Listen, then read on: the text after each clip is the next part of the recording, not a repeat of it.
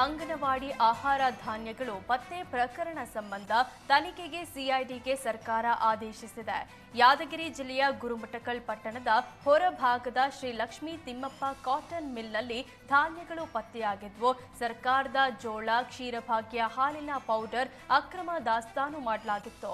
October 14ರಂದು 2 rice mill ಸಮೀಪದ ಹತ್ತಿ ಮಿಲ್ನಲ್ಲಿ ಪಡಿತರ ಜೋಳ, ಹಾಲಿನ ಪೌಡರ್ ಹಾಗೂ ವಿವಿಧ ಅಂಗನವಾಡಿ ಆಹಾರ ಧಾನ್ಯಗಳನ್ನು ಸೀಸ್ ಮಾಡಲಾಯಿತು. ನಂತರ ಆಹಾರ ಇಲಾಖೆಯ ಅಧಿಕಾರಿಗಳಿಗೆ ಸಿಐಡಿ ಅಧಿಕಾರಿಗಳು ಮಾಹಿತಿ ನೀಡಿದರು. ಈ ಬಗ್ಗೆ ಗುರುಮಠಕಲ್ ಪೊಲೀಸ್ ಠಾಣೆಯಲ್ಲಿ ಪ್ರತ್ಯೇಕ 3 ಪ್ರಕರಣಗಳು ದಾಖಲಾಗಿದ್ವು. ಇದೀಗ 3 ಪ್ರಕರಣದ ತನಿಖೆ ನಡೆಸಲು ಸಿಐಡಿಗೆ ಸರ್ಕಾರ ಆದೇಶಿಸಿದೆ. ಅಯ್ಯಪ್ಪ ಸ್ವಾಮಿ ದೇವಾಲಯದ ಚಿನ್ನ ನಾಪತ್ತೆ ಪ್ರಕರಣ ಸಂಬಂಧ ಕೇರಳದ ಎಸ್ಐಟಿ ಅಧಿಕಾರಿಗಳು ತನಿಖೆ ಚುರುಕುಗೊಳಿಸಿದ್ದಾರೆ. ಬಳ್ಳಾರಿಯ ರುದ್ದಂ ಜ್ಯುವೆಲರ್ಸ್ ಮಾಲೀಕ ಗೋವರ್ಧನ ವಿಚಾರಣೆ ನಡೆಸಲಾಯಿತು. ಎಸ್ಐಟಿ ವಿಚಾರಣೆ ನಡೆಸಿದ್ರು ಗೋವರ್ಧನ್ಗೆ ಮಾತ್ರ ಟೆನ್ಷನ್ ತಪ್ಪಿದ್ದಲ್ಲ. ಪ್ರಕರಣದ ಸಂಬಂಧಿಸಿದಂತೆ ಮತ್ತೊಮ್ಮೆ ವಿಚಾರಣೆಗೆ ಹಾಜರಾಗುವಂತೆ ಎಸ್ಐಟಿ ಅಧಿಕಾರಿಗಳು ನೋಟಿಸ್ ನೀಡಿದ್ದಾರೆ. ಧರ್ಮಸ್ಥಳದ ಬುರುಡೆ ಪ್ರಕರಣದ ಬಳಿಕ ಚಿಕ್ಕಮಗಳೂರು ದತ್ತಪೀಠ ವಿವಾದ ಮತ್ತೆ ಮುನ್ನೆಲೆಗೆ ಬಂದಿದೆ. ದತ್ತಪೀಠದ ಹೊರಗೆ ಒಳಗೆ ಇರೋ ಗೋರಿಗಳು ಯಾರದ್ದೆಂದು ಗ್ರಾಮ ಪಂಚಾಯಿತಿ ಅಧಿಕಾರಿಗಳಿಗೆ ಗೊತ್ತಿಲ್ವಂತೆ. ಮಾಹಿತಿ ಹಕ್ಕಿನಡಿ ಕೇಳಿದ ಪ್ರಶ್ನೆಗೆ ಪಂಚಾಯಿತಿ ಅಧಿಕಾರಿಗಳ ಬಳಿ ಉತ್ತರವೇ ಇಲ್ಲ. ದತ್ತಪೀಠದ ಹೊರಗೆ ಒಳಗೆ ಇರೋದು ನಕಲಿ ಗೋರಿಗಳು ಅಂತ 30 ವರ್ಷದಿಂದ ಬಿಜೆಪಿ ಹಿಂದೂ ಸಂಘಟನೆ ಹೇಳಿಕೊಂಡೇ ಬಂದಿವೆ.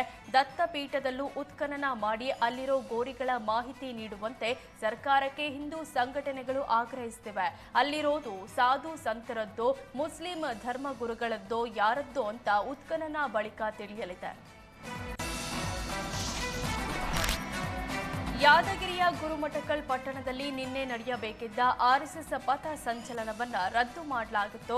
ರಾಜ್ಯ ಸರ್ಕಾರಕ್ಕೆ ಸೆಡ್ಡು ಹೊಡೆದ ಆರ್ಎಸ್ಎಸ್ ಶಕ್ತಿ ಪ್ರದರ್ಶನಕ್ಕೆ ಕಸರತ್ತು ನಡೆಸಿತ್ತು. 3 ದಿನದ ಮುಂಚೆ ಪಥ ಸಂಚಲನದ ಅನುಮತಿಗೆ ಅರ್ಜಿ ಸಲ್ಲಿಸದಕ್ಕೆ ಜಿಲ್ಲಾಧಿಕಾರಿಗಳು ನಿರಾಕರಿಸಿದ್ರು.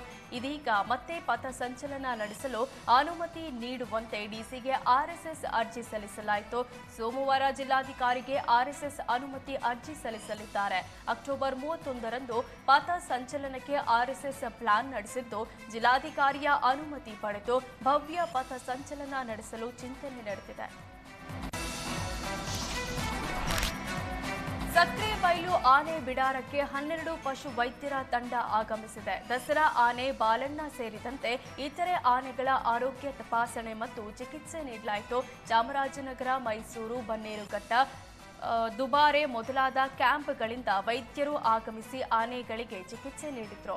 ಈ ಹಿಂದೆ ಸಕ್ರೆಬೈಲು ಆನೆ ಬಿಡಾರದ ಆನೆಗಳನ್ನ ಸ್ಥಿತಿ ಬಗ್ಗೆ ಸುವರ್ಣ ನ್ಯೂಸ್ ವರದಿ ಪ್ರಸಾರ ಮಾಡಿತ್ತು.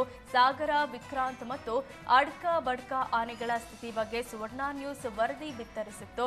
ಸುವರ್ಣ ನ್ಯೂಸ್ ವರದಿ ಬೆನ್ನಲ್ಲೇ ರಾಜ್ಯದ ವಿವಿಧ ಆನೆ ಕ್ಯಾಂಪ್ಗಳಿಂದ ತಜ್ಞ ಪಶು ವೈದ್ಯರನ್ನ ಶಿವಮೊಗ್ಗದ ಸಕ್ರೆಬೈಲು ಬಿಡಾರಕ್ಕೆ ಕಳಿಸಲಾಗಿದೆ.